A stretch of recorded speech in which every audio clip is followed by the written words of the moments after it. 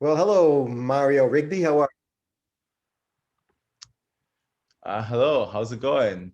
everything? Everything's great, man. It's good to finally connect with you. When I first read about you, I thought I want to be Mario Rigby. Well, Michael, right now you don't want to meet me because I'm doing Oh, quarantine in Toronto right now, and I'm stuck here for 14 days. oh my goodness. Well, let's talk about your situation in a minute. Welcome to the Talk to Me podcast, everybody. This is Angelo Caruso. I'm your host. We bring you fascinating interviews with really interesting people.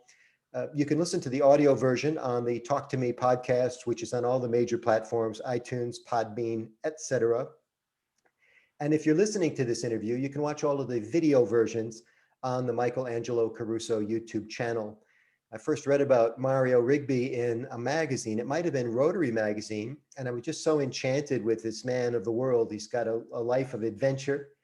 And we're kindred spirits in a lot of ways because he's also speaking and writing about his experiences, helping others be better people through his lens. Uh, Mario, you're in Toronto right now, and just a little update for anybody watching this video ipso facto. The pandemic is winding to a close, but Canada's trying to get their vaccine campaign together and get people out into the street again. Yeah. Yeah, I guess for a news update, yeah, we're quite behind with that, and the weather is quite dreary right now. It's raining, and Yeah. yeah, I'm stuck inside. But yeah, we're waiting for more vaccine rollouts, and I think we've come to the point where we're actually going to start mixing vaccines. Fortunately, I was able to get mine in Turks and Caicos Islands way ahead of time, so I'm quite blessed to have that. Excellent. You know, if you have the gypsy spirit like I do, it's the worst kind of pain to be housebound. I Oh, know, I'm about 20 minutes from the largest border crossing in North America, Detroit, Windsor, oh yeah, and yeah. the border's been closed for months, and there's no sign of it opening anytime soon. It's just been a terrible situation. I'm just so glad that it looks like we're finally getting the wheel to spin a little bit on this. Mhm. Yeah, exactly. I actually crossed over the border from Niagara Falls, so I didn't do Detroit. And the Mm. reason I did that is to avoid staying in the hotels. So if you drive through, you can actually go straight home, and then you Yeah, can just stay quarantined in your own home. yeah. You travel quite a bit. I bet you know a lot of little travel secrets and tips. Oh, so many. In fact, I'm traveling again in the next 3 weeks. I'm going to South Africa. Huh? And I guess my number one thing is just to be streamlined and efficient. And I think anyone that travels quite often knows this to the T. Yeah, Like I'm just carrying one backpack or one small briefcase or suitcase. I'm a 100%. backpack guy. You So, want you want problems? Check your bag. Not because airlines are bad about it. It's just another possible delay, Even if absolutely. they have your bag, it Yeah. just takes longer. Yeah. It's more to pack, it's more to unpack, Mhm. right? It also teaches you to be a minimalist. I'm quite a minimalist myself. I like to keep things simple, clean, Yeah. easy, and I think that really helps in general in life. You can move on with the things that you really love to do instead of being bogged down by materialistic things. Yeah, 100%. Somebody told me one time, best travel tips I ever got, two of them. Eat whenever you can, because you Mm. never know if you're not going to be able to eat later. And the second one was use the bathroom whenever it's available. Oh yeah, Don't put it off, right? yeah. The bathroom one is something I learned only very recently, although I've needed to do that probably years ago. But definitely go to the washroom real quick and just get it out of your system. Yeah, You'll be yeah. much No happier. sense carrying it around with you, right? Exactly. So you are most known for a really cool thing. You walked the length, tell me if I get this technically right. You walked the length of Africa, a continent. I mean, there are people that bike ride across Michigan and wave their flag. Look what I did, everybody. You walked across one of the longest continents on the planet. And we're Mhm. going to get all the details about that from you in just a minute. But you've also done a lot of other cool things. You've walked across Canada. Is that technically correct? Cycled across Canada Cycled. Okay. and then kayaked across the Great Lakes in Canada and Africa as well. And you did something called, I'll let you describe it, but it involved something called self-propulsion, which meant no motors of any kind, swimming, kayaking, what else? Yeah, so I call myself an eco explorer, and so that means that all my expeditions are based on human powered activities or propulsion. So that means walking, running, hiking, swimming, kayaking, all those different things, and that helps me traverse and or get around different places around the world that are very hard to reach. So this thing that you did in the islands was eco exploring in that you didn't use a motorboat of any kind. It was swimming, kayak. Was there a third thing that I read online, a third activity? Yeah, swim, kayak, run, hike, and cycle. Yeah, wow. Yeah, Yeah.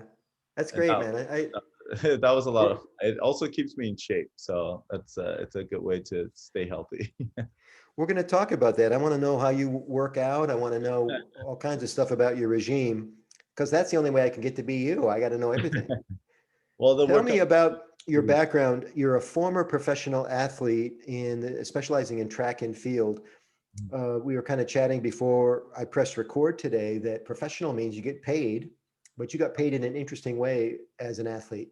Yeah. So I competed for the Turks and Caicos Islands, and the Turks and Caicos Islands supports their athlete. Some countries do pay them. I'm not sure if others do not, but I've been competing with them for about 7 years of my life, and I've gone out to also do, like Golden League championships where you get paid based on whether you make it to the finals or not. And we never made it to the Olympics because Turks and Caicos Islands never had the budget to afford being part of the Olympic Games. So that was one of the Ever? unfortunate things. Never. So that was quite unfortunate. If you're a professional athlete in the Turks and Caicos Islands, you end up competing for another country. And so I never had the fortune to do that because I was in Canada as an immigrant at the time. And Yeah. the transfer just didn't happen, and I began to fell out of love with track and field just because I'm in limbo for 4 years, essentially not competing for anyone because I've been waiting and waiting. That's You what know, I. that's an interesting point about countries not having the budget for the Olympics. I guess I knew that if you went, you were sponsored, that the country had to be part of the Olympics, and that the country may have had sponsors. But it never occurred to me that the country actually had to ante up. Do you have any idea what a country has to pay to be part of the Olympics? It depends on how many athletes you have and what's the comfort level, what's the budget. So if a bare minimum budget, you're probably staying at the cheapest hotels for the shortest amount of time with minimal food. But you can't really skimp out on those things because the athlete needs to be fueled and hydrated at all Yeah, times and be yeah, in a comfortable place. And usually those comfortable places are expensive and they're near the site of the track and field facilities. So you have to take into consideration all those things, and then also entry into the Olympics, entry fees, registration fees, and the training behind the athlete, and then the athlete's coach, and so on and so on. So there's a lot of these different costs that go into supporting an Olympic team, and then of course the marketing behind it as well. yeah.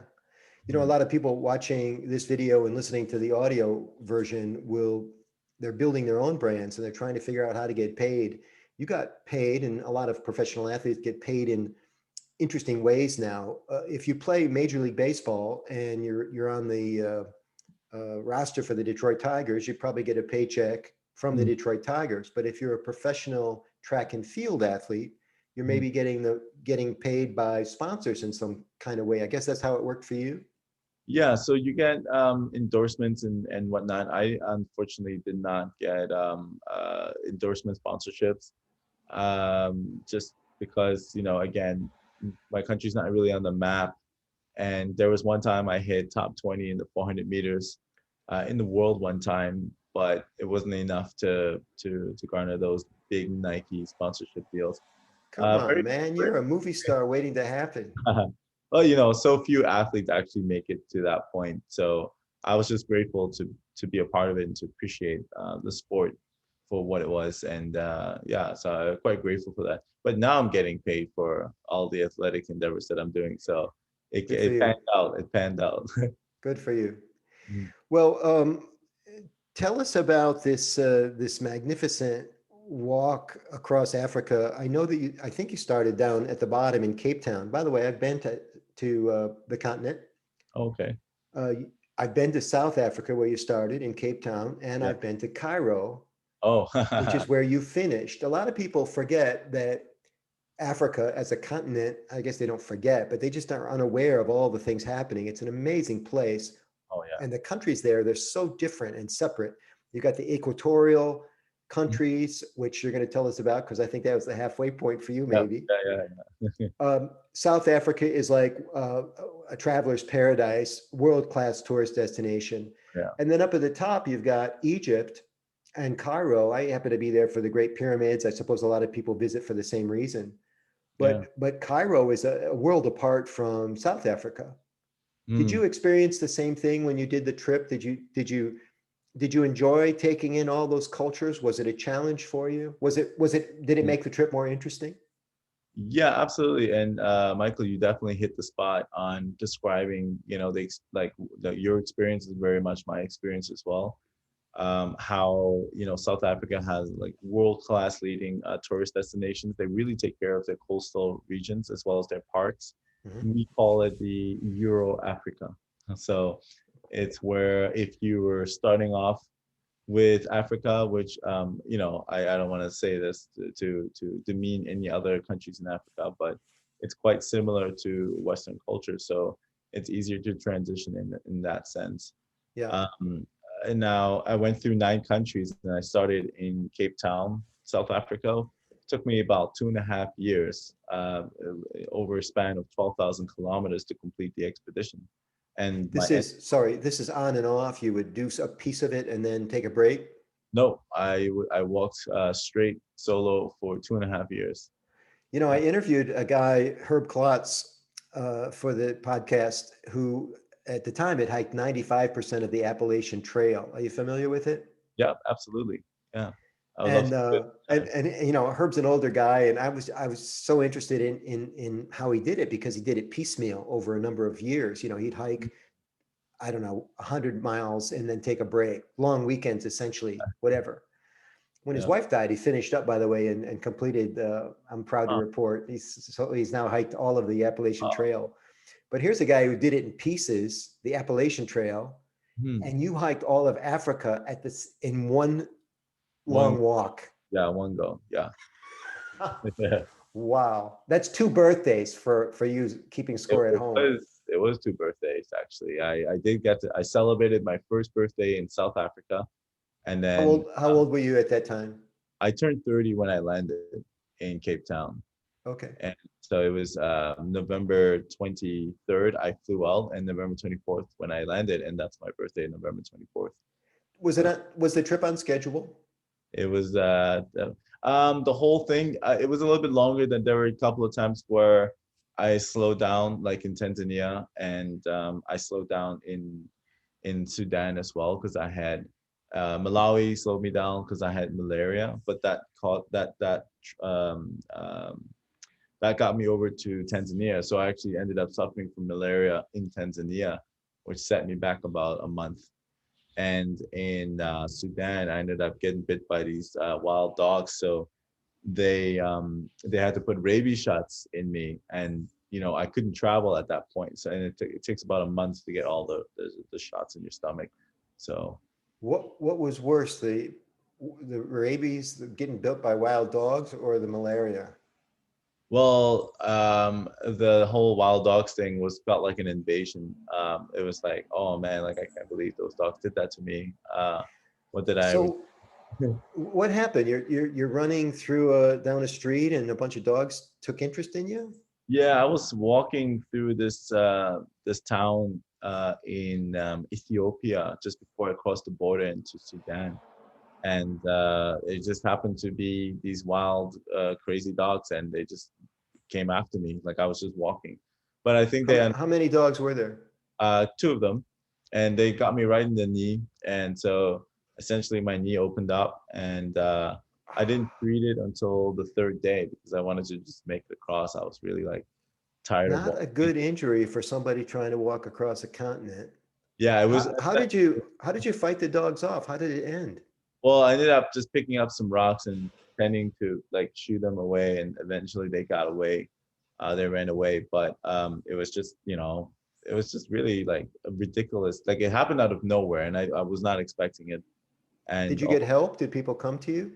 no, it was pitch black night. Kind of, there was nobody around, so I had to treat myself in the hotel room that I was staying at the time. And by the time I made it to Sudan, I then had to go to a hospital to be treated, and that's when they had the injections for me. Wow. Yeah, and luckily I was actually staying with a Sudanese doctor at the time, so he actually administered the shots for me, and he kept the shots in the freezer to make sure that it's at the right temperature each time, and that's one of the reasons why I couldn't. Well, the main reason why I couldn't continue walking, because it had to be in one place.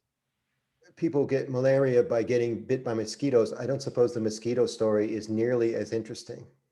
The mosquito story is probably way worse, because it happened. I was doing fine with malaria or mosquitoes for quite some time, and then I hit Malawi, and again across, it's always the borders, and then across just before I hit the border is when I had the malaria, and it's cerebral malaria, which is the worst kind you can get. It's the one that goes, through the brain nerves, and it'll essentially damage your brain nerves, and you have 3 days to treat it before you have any permanent damage. What? Yeah, it was wild. And so I felt it on the first day, and I knew I had something really severe. And Fever? um, uh, fever, aches, and pains, you name it. Like, it just happened all of a sudden. And I said, "Oh wow, okay, I know I have malaria now." And I was very lucky because there happened to be two German nurses who were traveling across Tanzania and Malawi, and I had met them weeks ago at a backpackers, and they caught up with me. They crossed the border around the same time, and they saw me walking, and they said, what's going on? How's everything? And I said, yeah, I'm just feeling kind of like this. And then they said, yeah, you're suffering from malaria. So they had to administer me to the hospital because I started to faint and pass out. And luckily they were there. They actually ended up staying with me for a couple of weeks just to make sure I was fine, because, and I felt bad because, ruining their vacation. But they ended up actually taking me into the hotel, making sure that I was sleeping. They weren't allowing at that time in Tanzania, they don't allow men and women to sleep in the same hotel room unless you're married. But they wanted to sleep in the room with me to make sure that I wouldn't vomit in my own throat and whatnot, because I was vomiting, yelling, shouting, screaming because of pain, like just out of pain, and I was like shouting diarrhea. It was really bad, like just the worst kind of pain I could possibly imagine. I lost about 20 pounds. Wow. That was wild. Wow. Uh, we went down this conversational path because the trip took a little bit longer than you thought it was going to take. These were emergency situations, nothing you'd ever want to have happen. Um, were they the two standout events of the trip from a negative point of view? Was there anything else bad that happened?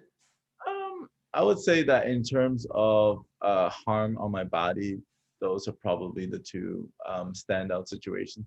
There are, I wouldn't call them life or death situations. There have been way worse situations where it's been life or death.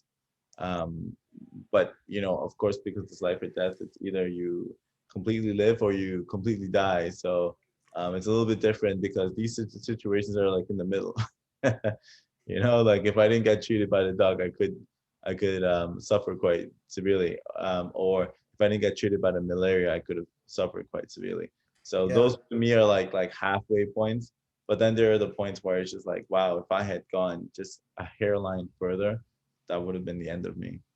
Wow. like getting shot at by rebel soldiers in Mozambique with Renamo forces.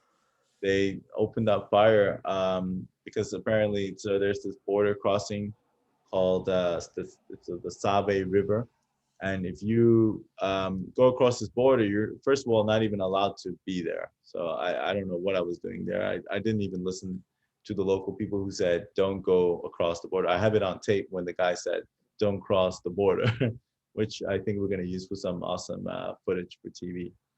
And I ended up walking across the border, and the military soldiers from the south, the good guys, they ended up picking me up, and I think we drove about 100 kilometers, and we're moving at over 100 miles per hour, like just real quick, on this just really narrow, beautiful road with red, that red African soil, Yeah. palm trees, and it was during at the end of the day, so it was the sunset, just orange, just bright, beautiful, and then all of a sudden, I heard like just AK-47 gunshots going like 3 times, and I thought to myself like, wow, this has to be firecrackers.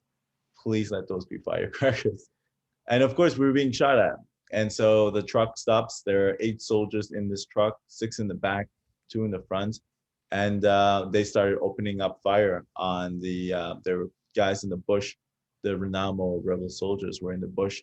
And that happened. The standoff happened for about 15 to 20 minutes. I can't remember the exact time. Oh And my gosh. yeah, I was trying to hide out in the back of the truck, and then I ended up jumping out of the truck because I saw other cars that exploded from RPGs. So I figured, you know what, let me go hide in the tall grass.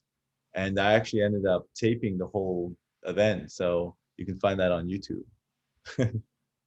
Wow. You don't mind Yeah. if we finish the interview first? Oh, Because I am going to go look for that. That is yeah, amazing. it's pretty wild. Uh, I travel too. I don't have these kind of adventures that you have, but bad shit happens to me on the road. Yeah. I've been sick, very sick. I've been robbed, mugged, um, weather, all kinds of weather. Um, but I Those, still those like to travel. I still find ways that somehow the good stuff outbalances the bad stuff. It yeah. must be true for you too, that despite all of these being shot at by rebel soldiers, malaria, attacked by wild dogs, somehow that was still a good trip, right? Yeah, it was no, it was an incredible trip. Again, I put my like what the things that you were talking about, getting sick and getting mugged and robbed and whatnot. That's a good day for me. Like I'm like, oh, okay, that's it. That's it. You only okay, cool. Quick little That's funny. rob. That's it. But again, like I'm a minimalist, so I didn't really have much that people could take anyways. But yeah, no, for the majority, I would say that that's like 0.5% of the trip. There is so much beauty in Africa. Remember, I did this for 2.5 years, and I spanned over 12,000 kilometers, and maybe only 400 kilometers of those 12,000 kilometers were like, negative experiences in a sense. Yeah. So Yeah. the good experience completely trumps it's just that it makes for a good conversation and get people to be like, oh, wow, what? um, you Well, know, and I'm sure that's the very first question. They don't say what's the best thing that happened. They always say what's the yeah, worst thing. I mean, that's unless kind of human nature. unless you are a child, children typically, when I do talks, they tend to ask questions like, "Oh, how did your mom feel?" and "Why didn't your mom go with you?" Like what? Oh, that's Yeah, fantastic. they ask really interesting questions like every Why time. didn't your mom go with Yeah, why didn't you? your mom go with you? Yeah, that's another one that I had that was quite interesting. Love But that. but no, there is so much. The African people are some of the most incredibly hospitable humans on the planet. Nowhere in North America can you just knock on the door and just like, they will invite you to sleep in their homes and give you their food. Like I mean, how many people do you know would do that in your neighborhood? So in Africa, they do this. They look at you and they can assess naturally. They say, okay, well, you don't seem threatening. You're a Yeah. foreign person and you need help, and Yeah. so therefore I'm going to give you this help, because they have this philosophy called the Ubuntu philosophy, which is like an all for one and one for all. What is it called? Bunta? Ubuntu. So Ubuntu, Ubuntu. Okay. So, not to discredit all of the good-natured people in South Africa or Africa, period, but you have this certain appeal about you. You seem like an everyman. You seem wholesome. You seem well-educated, safe, if I dare say that, after talking to you for 12 minutes. Yeah. So I think when we meet people, there's an old saying, we teach people how to treat us. And Mm. to your credit, you present very well, Mm. and I'm glad it worked out. I'm glad that there were so many kindred spirits for you on the trip. Yeah. Um, so you also biked across Canada. Is that a longer? I said earlier that you hiked one of the longest continents, but I suppose Canada is an extremely long continent too. But it's just going the Um, other direction. yeah, I literally measured it, and and it was about I don't know how to convert it to miles right now, but it was just roughly between 8,500 and 9,000 kilometers, and Africa is 12,000 kilometers. So Africa definitely takes the steal on that. But Yeah. if you look at the Google map, it looks like Canada's longer, but it's actually Yeah. There's so many. It's so hard to figure that stuff out, even when you overlay maps. Somebody told me one time, I had to check it because I couldn't believe it, that Mhm. Alaska is wider than the United States. Yeah, yeah, it's crazy. It's actually pretty. Crazy. Isn't that wild? And it's because, of course, the Aleutian Islands and that string across Alaska is just massive, man. Just a huge piece of parcel of land. They didn't want to fit up. Um, do you like when we talk about athletic events, sports? Are you like an everyman, like a decathlon, like all the events are created equal for you? Do you like running better than cycling, swimming better than running? Honestly, I go with what is the most efficient thing for that terrain or the environment or Okay. like what activity best fits this particular project or expedition. But So some people go entering an Ironman, they might say swimming's my weakest event. Do you think like well, that? well, in terms of weakest, yeah. But just because I'm the weakest at it doesn't mean that I dislike it the most. I know a lot of people they say like, oh well, I'm the weakest at this one, so that's the one I'm dreading. But I'm not that type of person. I flow with whatever comes in front of me, and I think the things that I do, you have to really have a very cool way of looking at things. And when I say cool way of looking at things, I mean you can't be bothered about like, oh well, I'm not a strong swimmer, so I'm gonna I'm gonna avoid trying to do those things, and then I'm looking forward to the cycle. So the way I look at it mentally is, okay, cool. I have to swim coming up, and I'm gonna annihilate that. I'm gonna complete it, and then I don't think about the cycling portion until the cycling comes out. So my brain is like completely tunnel vision with what's happening in front of me. So I never think, oh, okay, I'm looking forward to the run tomorrow. Like that never happens. Well, that's a good way to look at life. And in fact, just because you might be, quote, weakest at swimming, it doesn't mean you're bad at it either, Exactly. Yeah. Well, right? definitely not. Well, Yeah. so much of life and challenges is how you perceive the challenge. If you think it's insurmountable at the start, you're Mhm. cooked.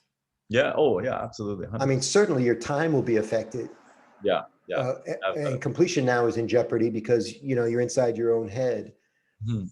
Yeah. I feel the Never. same way, even on I, simple trips traveling. If my first thing is got to get to the shuttle bus on time. Once I get to the shuttle bus, I think about getting to the gate. yeah.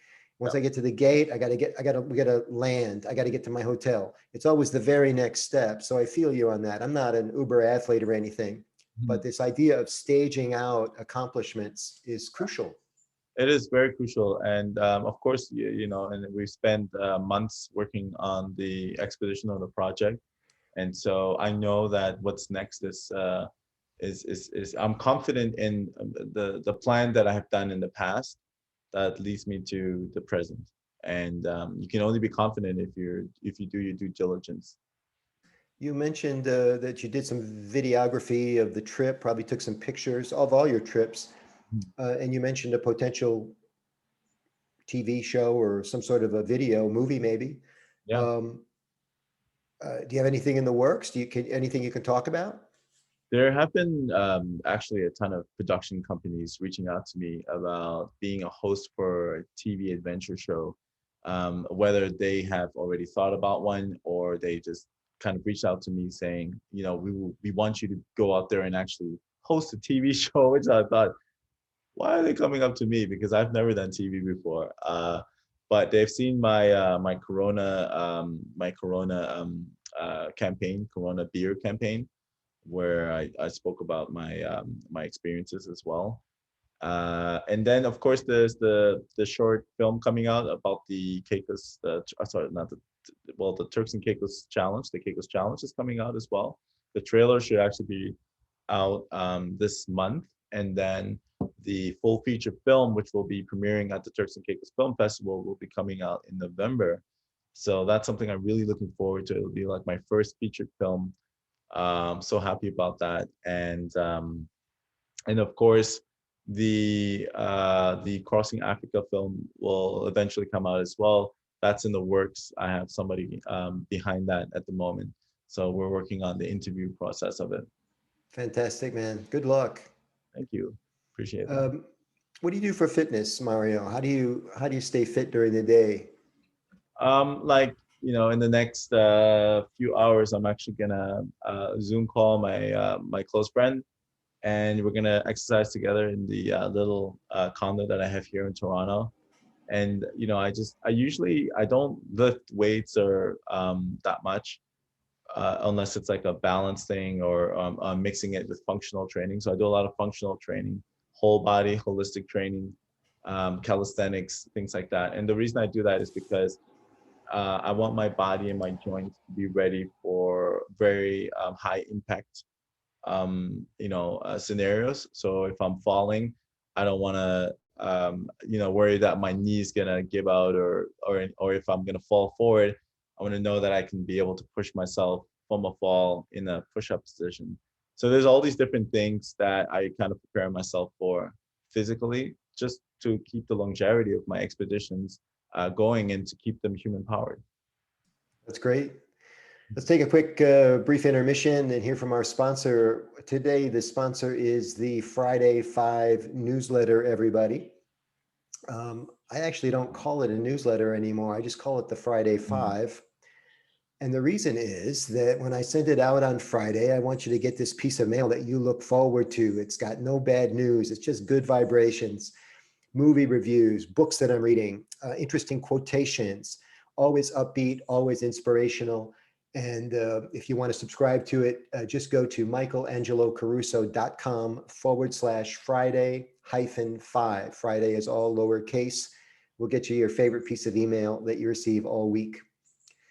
Mario, there's a thing on YouTube right now where celebrities are getting interviewed about what's in their refrigerator.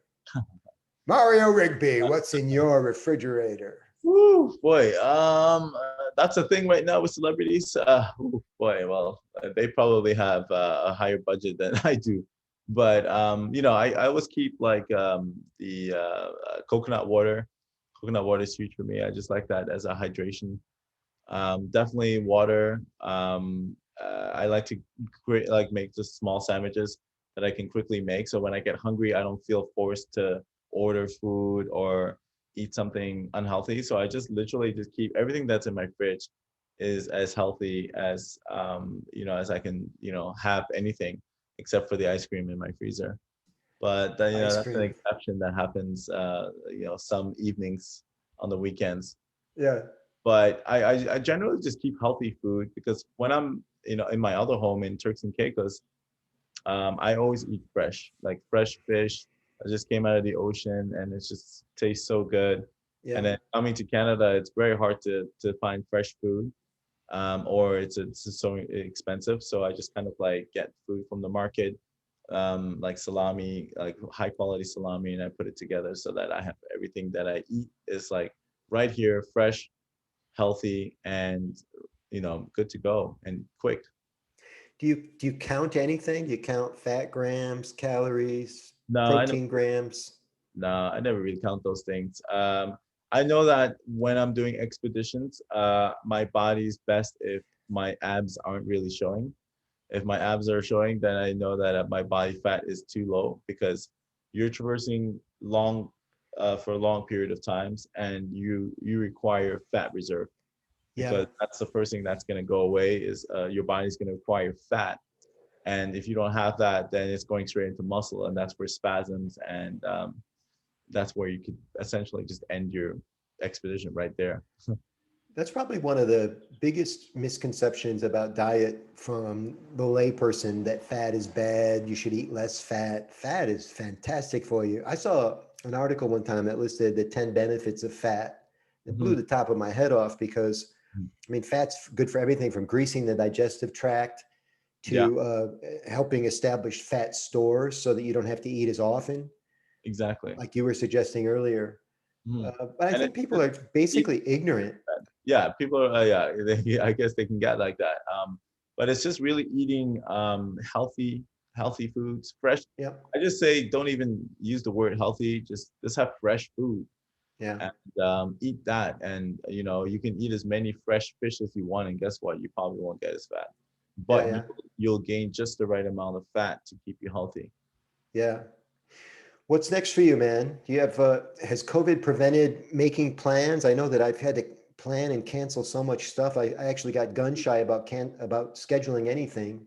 Are you at a place where you can get something on your calendar? I am talking to people in Belize and Barbados. You know, they've invited me to possibly do some work with them. I am going to South Africa end of this month to Cape Town, so in Durban, to actually participate in documenting the world's largest sardine run. Happens annually each year in South Africa, and it's quite massive. We're talking about migration of billions of sardine that come out and essentially come together and spawn. And there's like just whales and sharks and birds and just all of the oceans come together, and it's just like just it's this crazy mess. And So I I'm understand right. the nature part of it. What is a sardine run, an actual run for humans as well? No. It's literally just sardines coming together. It's like the salmon run. It's like the salmon run. They Oh, naturally, that's too funny. yeah. No, Because we've they been talking about athletics for 40 minutes Very, now. I'm like, yeah, very, oh, it's called the sardine run, and it no, I should, coincides with the yeah, sardines. I didn't put two and two together, so it's good on you to point that out. But it's the sardines themselves that naturally go to this particular part of South Africa each year to spawn, Wow. much like the salmon do in the west coast of BC, right? So yeah. Yeah. Well, fantastic. And I know you're working on a book too, yet untitled. Maybe can't talk about it too much yet. Untitled at the moment. We do have a title, but it's a work in progress, so I don't want to say that name yet. But I am Okay. working on this book, and I would love to share that when it comes out. So I'll definitely give you a shout, Michael, and hopefully you can share that Yeah, with. come back on the show. We'll sell some copies of the book and get people to turn on to your adventures, man. You're so impressive. I love your style. I know you're helping people much of the time that you're doing these events. They're fundraisers and for charity and that sort of thing. And the world just needs more people like you, Mario Rigby. Appreciate that, Michael. Thank you so much. Thanks for being on the program. It's mariorigby.com, everybody, just like it sounds, MARIORIGBY. We'll have talking points and all of the contact information down below in show notes. Thanks for being on the Talk to Me podcast today, Mario, and we'll see everybody later.